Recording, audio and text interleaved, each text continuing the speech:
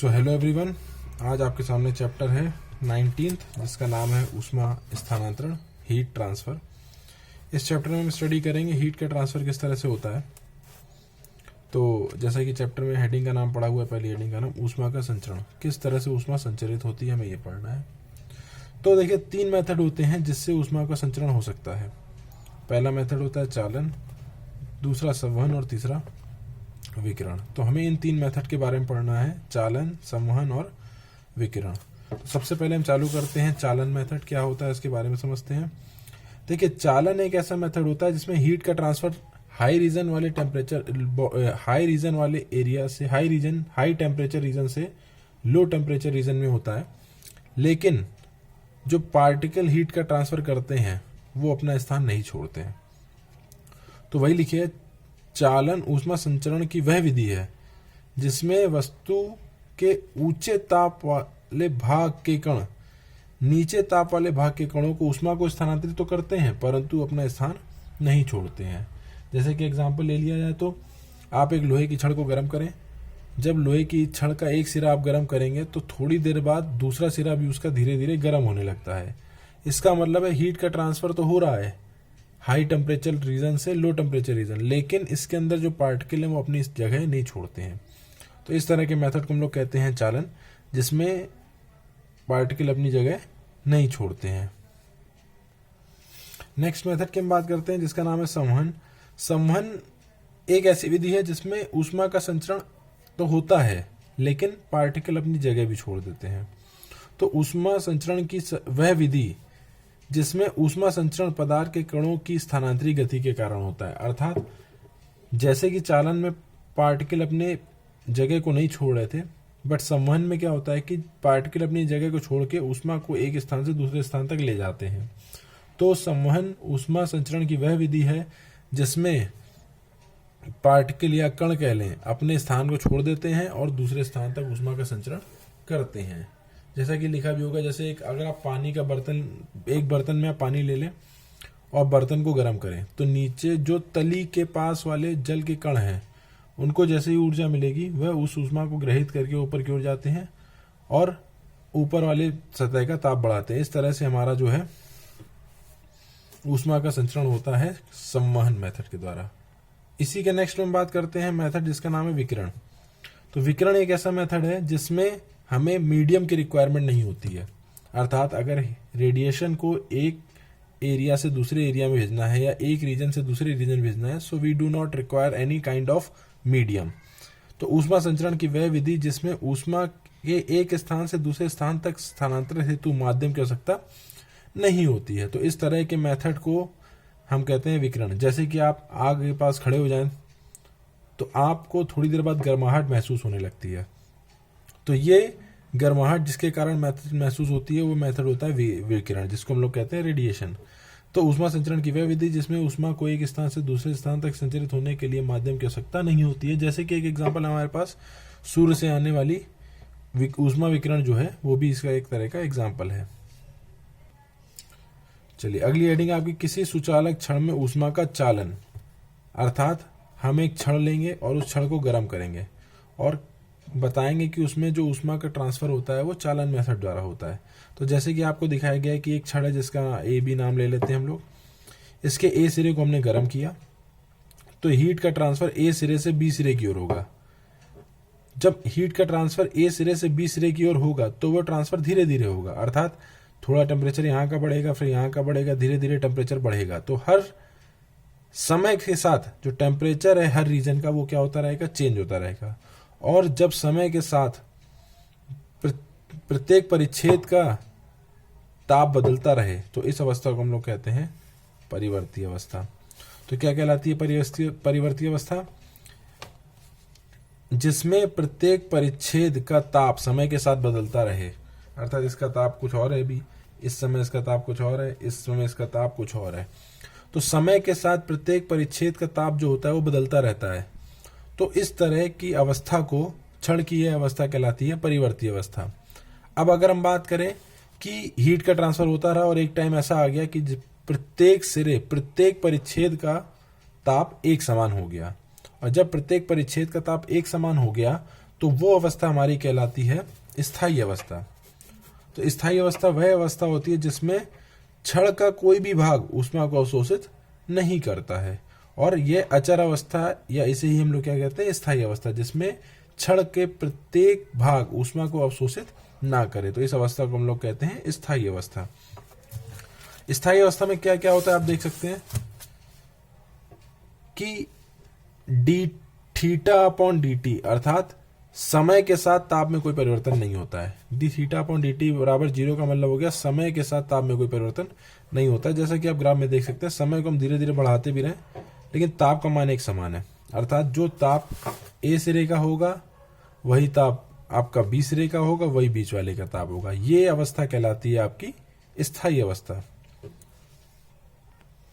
स्थायी अवस्था के बाद हम बात करते हैं समतापी पृष्ठ या ताप प्रवणता। क्या होती है समतापी पृष्ठ, क्या होता है ताप प्रवणता? तो देखिए समतापी पृष्ठ क्या होता है, स्थायी अवस्था में ये बात कर रहा है स्थायी अवस्था की, जब पूरे क्षण में हीट का कोई ट्रांसफर नहीं होगा, हर एक रीजन का टेम्परेचर सेम हो जाएगा।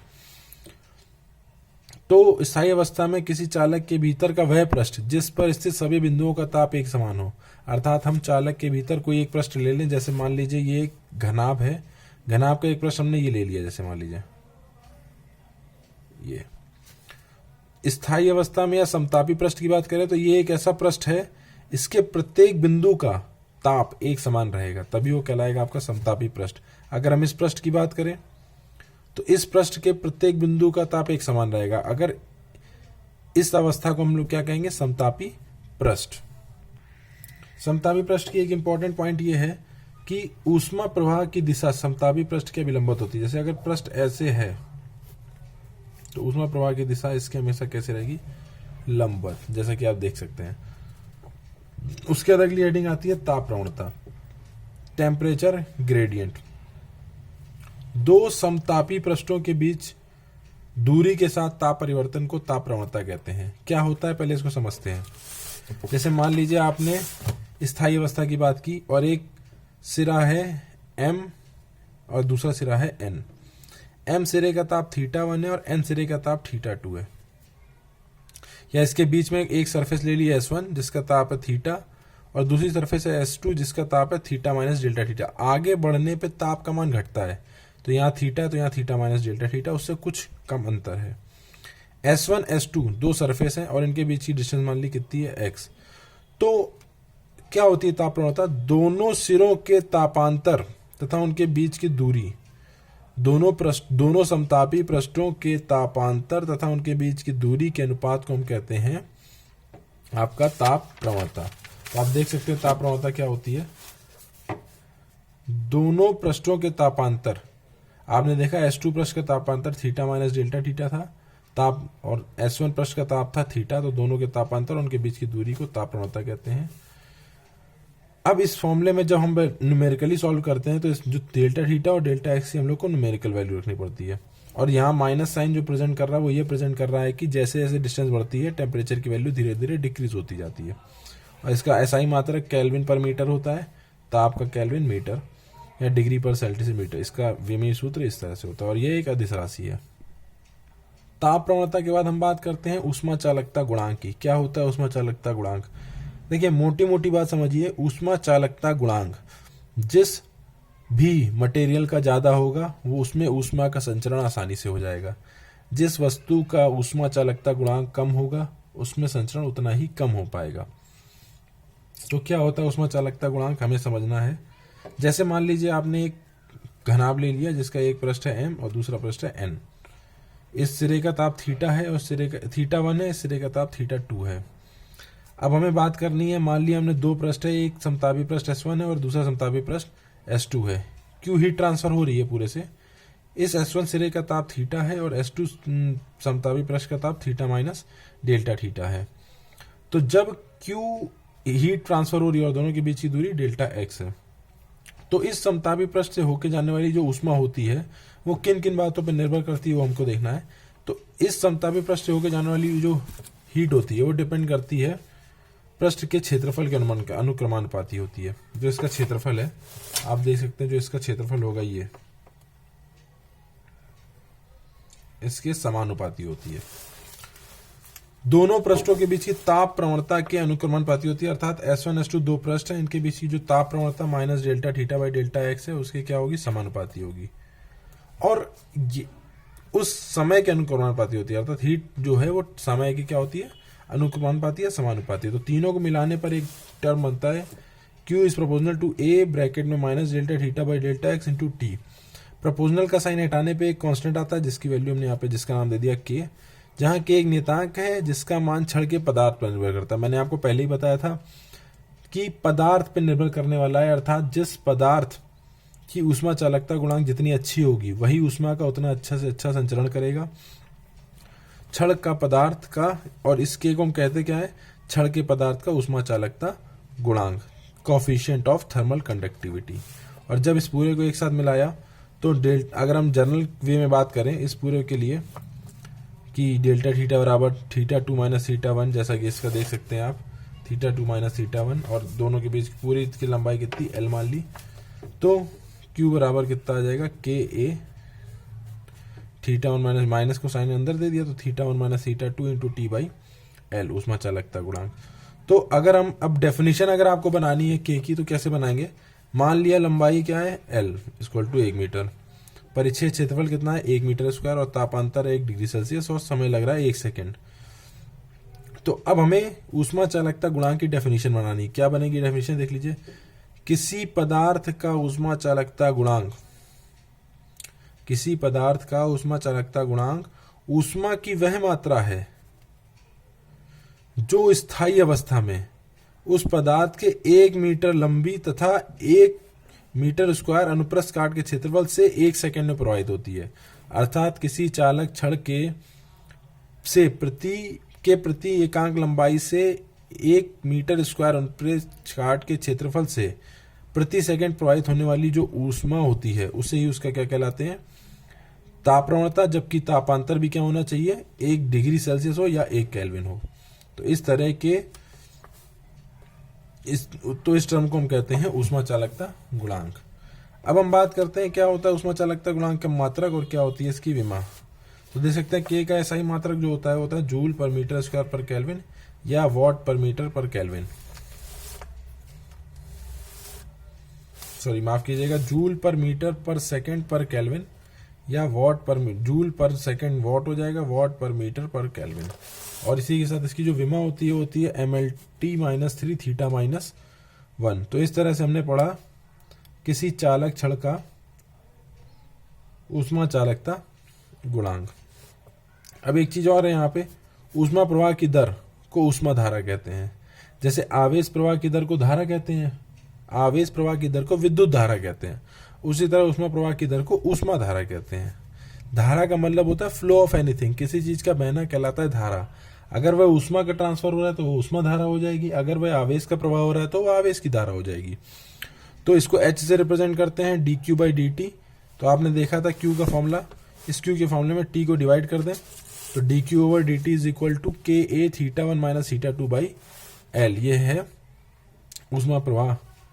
अब आप देख सकते हैं अलग अलग, इसको कोई नोट करने की जरूरत नहीं है, बस आप इसको समझ सकते हैं कि अलग अलग धातुओं के जो ऊष्मा चालकता गुणांक है वो अलग अलग है।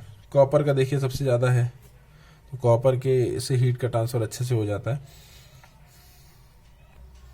चलिए अब हम बात करते हैं ऊष्मीय प्रतिरोध की। क्या होता है प्रतिरोध, जैसा कि आपको पता है विद्युत प्रतिरोध के बारे में, उसी तरह से होता है ऊष्मीय प्रतिरोध। जिस तरह से विद्युत धारा प्रवाहित होती है तो विद्युत धारा के मार्ग में जो रुकावट डालता है उसे कहते हैं विद्युत प्रतिरोध। ठीक उसी तरह से जब ऊष्मा प्रवाहित होती है तो ऊष्मा प्रवाह के मार्ग में जो रुकावट होती है उसे कहते हैं ऊष्मीय प्रतिरोध। अब जैसे आप देख सकते हैं लिखा है, जिस प्रकार किसी विद्युत चालक के दो सिरों के विभवांतर होने के कारण आवेश प्रवाह उच्च विभव से निम्न विभव की ओर होता है, उसी प्रकार दो सिरों के बीच अगर तापांतर है किसी वस्तु के तो ऊष्मा का प्रवाह उच्च ताप वाली स्थान से निम्न ताप वाले स्थान की ओर होगा। और विद्युत प्रतिरोध के समान ही पदार्थ में ऊष्मा प्रवाह के अणु जो होते हैं वो उसका ऊष्मा के प्रवाह में भी प्रतिरोध उत्पन्न करते हैं, जिसे हम क्या कहते हैं ऊष्मीय प्रतिरोध। तो कैसे निकालेंगे हम ऊष्मीय प्रतिरोध, ये देख लीजिए। माना एक सुचालक छड़ की लंबाई L है, अनुप्रस्थ काट का क्षेत्रफल A है, इसके सिरों के ताप θ1 और θ2 हैं। एक θ1 बड़ा है अर्थात जिसको हम हीट करना शुरू कर रहे हैं, तो उसमें प्रवाह की तरह आपने पढ़ा H = Q/T, जैसा कि अभी आप देख चुके हैं। ठीक, KA θ1 - θ2/L। तो हमने यहाँ क्या किया, ऊष्मा प्रवाह की दर को धारा कहते हैं।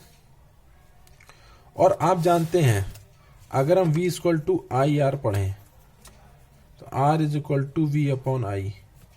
जिस तरह से V उन दो सिरों के बीच विभवांतर है, यहाँ θ1 - θ2 उन दो सिरों के बीच तापांतर है। और I वहां पर विद्युत धारा थी, H यहाँ पर ऊष्मा धारा है। तो V माने तापांतर विभवांतर, ठीक उसी तरह तापांतर, यहाँ धारा विद्युत धारा, यहाँ हो गया ऊष्मा धारा। तो जिस तरह से इन दोनों के अनुपात को विद्युत प्रतिरोध कहते हैं, इसी तरह इन दोनों के अनुपात को हम लोग ऊष्मीय प्रतिरोध कहेंगे। तो वो कितना हो जाएगा, L/KA। जैसा कि यहाँ पे उस चीज को आप पूरा पढ़ भी सकते हैं। तो इस तरह से जो विद्युत प्रतिरोध बनेगा RH, हीट रेजिस्टेंस कह सकते हैं, थर्मल हीट रेजिस्टेंस एक तरह से कह सकते हो, वो होता है θ1 - θ2/H, that is equal to L/KA। तो यहाँ देख सकते हैं, अगर कांस्टेंट मान के चलें L अर्थात A के अपवर्तनी मान लें, अर्थात L और A को हम कांस्टेंट मान के चलें, ठीक है। तो इस हम देख सकते हैं क्या, R is proportional to 1/K, अर्थात जिसका ऊष्मा चालकता गुणांक जितना अधिक होगा उसका उसमें प्रतिरोध उतना ही कम होगा। तो जैसे जैसे जिस वस्तु का या जिस पदार्थ का ऊष्मा चालकता गुणांक जितना अधिक होगा उसका उसमें प्रतिरोध उतना ही कम होगा। तो आज हम लोग इसका मात्रक भी देख सकते हैं। आप लोग इसका मात्रक होता है सेकेंड केल्विन पर जूल, सेकेंड डिग्री सेल्सियस या कैलोरी, या इसका विमी सूत्र होता है M-1L-2 T3 × θ। तो आज हमारे लेक्चर में ये था। आपने पढ़ा क्या, ऊष्मा संचरण की 3 विधियां, चालन, संवहन, विकिरण। उसके बाद हमने बताया क्या होता है ऊष्मा का चालन किसी रॉड में किस तरह से होता है, परिवर्ती अवस्था क्या होती है और स्थायी अवस्था क्या होती है, समतापी पृष्ठ क्या होता है और ताप प्रवणता क्या होती है। साथ ही साथ हमने बात करी ऊष्मा चालकता गुणांक के बारे में और बताया कि उसके क्या यूज होते हैं। और उसी में आया आपका एक अगला टॉपिक था ऊष्मीय प्रतिरोध। तो आज के लेक्चर में हम इतना ही देंगे आपको। उसके बाद इस चैप्टर का नेक्स्ट पार्ट जो होगा वो आपको नेक्स्ट वीडियो लेक्चर में मिलेगा। तो वीडियो लेक्चर सारे अटेंड करते रहें, यह आपके एग्जाम के पर्पज से काफ़ी इंपॉर्टेंट है। और कोई भी डाउट हो तो मुझसे पर्सनल आप पूछ सकते हैं, कोई दिक्कत नहीं है उसके लिए। आप अच्छे से पढ़ाई करें। Wish you best luck, bye.